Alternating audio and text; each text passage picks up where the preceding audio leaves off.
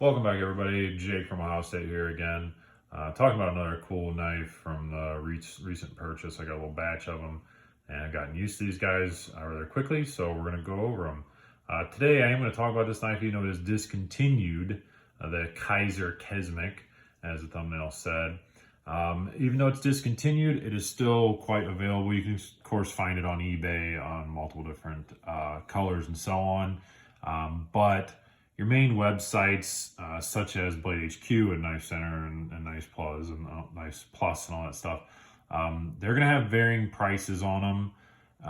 Typically, though, 50 to 55 bucks, depending on what blade steel. This is the VG10 version, but they also make an N690 version.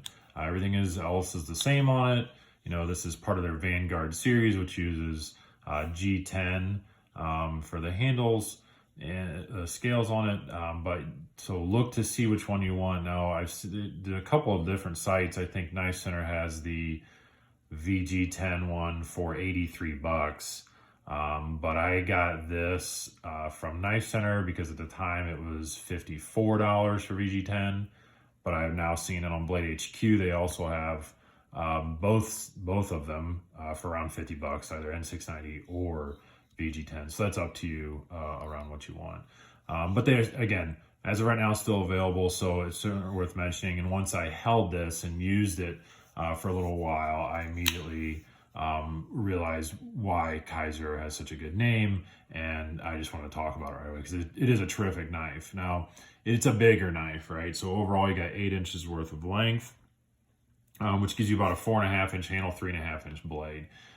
So that is right in my wheelhouse. It fits right in the big paws, you know, the gorilla paws, and you know, I can slide right up onto the blade and get good control off of it.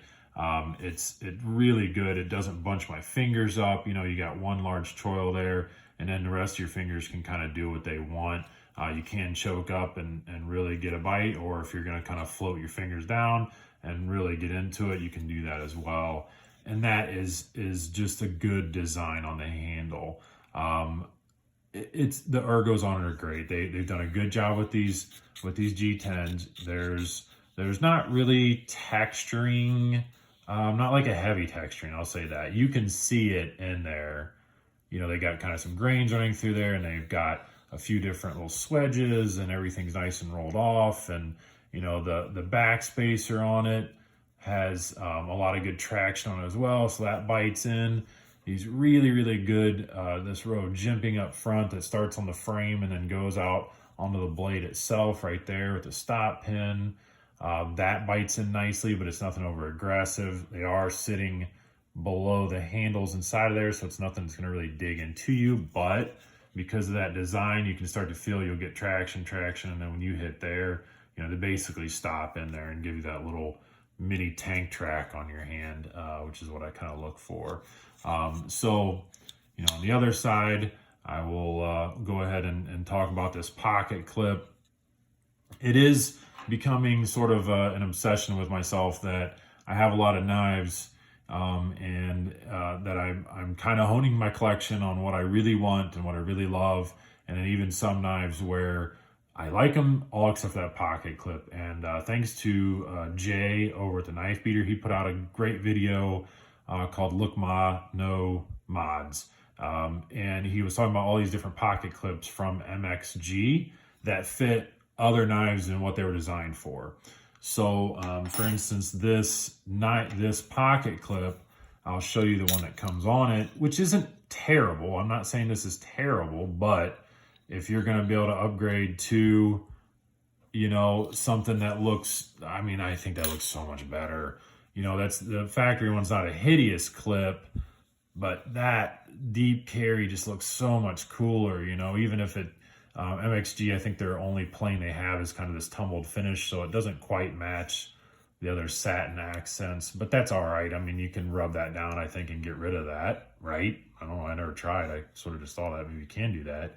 But even I don't really care. I don't mind it at all. I think it looks cool. So going back to this particular clip is for the ZT 0609 on MXG's website. So, you know, and I know you go back and forth.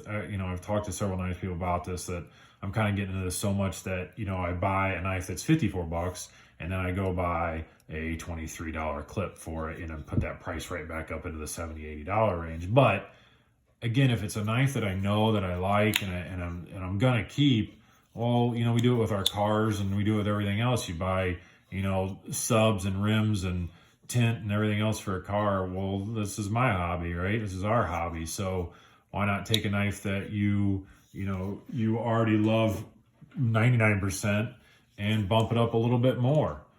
This is the cut jack, the steel wool cut jack, and look at that. That's the same clip. ZT0609, 23 bucks.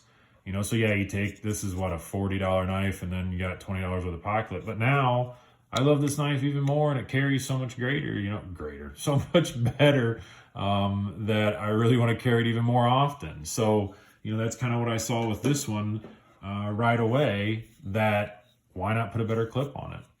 You know, I'll get off that. I was thinking about doing a whole video. Let me know if you guys would like me to do a whole video. I have, I think roughly like 8 or 9 pocket clips that I've figured out fit different ones. So let me know if you want to do that. I think it's fun to do different modifications that are just bolt on like that.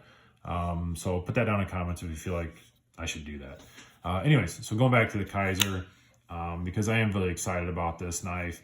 That giant thumb opening right there is so universal. You know, a lot of the videos, one thing I look for, because I go to a lot of kind of businesses and, you know, even educational places, I can't just, you know, flip out a knife a lot of times, but I got to cut a lot of boxes and stuff. So I want to be able to just slow roll it like that and not have any issues with the lockup, which you don't, and know that it's a nice smooth opening, which it absolutely is. It is running just off of phosphor bronze inside of there. Sorry, I usually have this all taken apart and show a picture of that, but I haven't done that yet. It's quite smooth. I am going to take it apart and probably, you know, just put some oil in there and just see what it looks like. But the action on it's really good. And if you get your finger in there, I mean, you can put your finger almost anywhere inside of there. You can shove your whole thumb through it. Because that slot's just so big. And, you know, I'll try to do it on camera, but, you know, even off the camera, you can, it's just easy. You can just flick the thing open if you wanted to, or again, just do a nice slow roll, cut what you need to, and close it. You know, and I got just tape, cutting up tape boxes. That thumb hole, again, that thumb slot really lends itself. You can just kind of lock your thumb in there, you know, and you're going to cut what you need to. And it gives you even a little bit more, you know, you kind of pinch grip that top section as if you're doing some kind of food prep. And, you know, you really got a lot of control with this knife. It is a heavier knife, you know, being an 8-inch knife, but there are no, they did not mill out that inside of that at all. There you go, you can kind of catch the light on the back. There's no milling done whatsoever, no skeletonization done. So you're hitting it about close to 5 ounces. Sorry if you hear that clacking in the background. That's my dog walking on the hardwood floor that he's not quite sure of yet. I can't edit that out. I don't want to redo this whole video. So anyways, look, it's great ergos, great action. Blade shape is cool. I can tell you that, you know, for some comparisons, I basically try to find another knife that goes toe-to-toe with the old Tenacious here. Because this to me is such a universal, good start into Spyderco, good start into blades in general, with them coming out with the S30 or S35, I can't remember now. I'm going to get that right away as soon as it's launched. I think that's well worth it because I love everything else about this. And I really don't even have a problem with the 8CR. But you know what? If they're going to make a better version of it, sure, why not? So all I really try to do is try to find something that kind of matches up to the Tenacious a bit. It seems like that's kind of what I like. You know, it's got a nice big opening off of it for the thumb hole.